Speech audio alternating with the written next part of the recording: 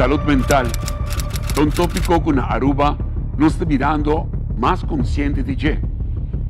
Porque o dia de hoje é tópico aqui ainda está sendo considerado difícil, já que está pondo uma pessoa em uma posição vulnerável.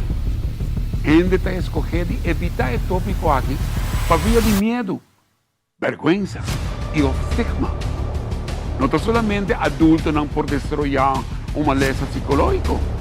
É aqui por passar com um jovem, já que não está discriminar nem raça, nem color e menos idade. Tem episódio aqui, eu vou ser conhecido um jovem adulto chamado Luiz. Luiz é uma pessoa que por de circunstâncias de vida, assim de faz uso de substâncias para ajudar ele com sua rotina de vida. E se apone, ela encontrar seu mesmo episódio de psicose. E também a chegar na pré-esquizofrenia. Luiz vai elaborar arriba sua história. Uma história que lo será conhecer mais cerca com a maleza psicológica chamada psicose. Me suicidal thoughts todo basta alto. Minha tagaya mas sabi sa minha mama minta bem mata minha culpa.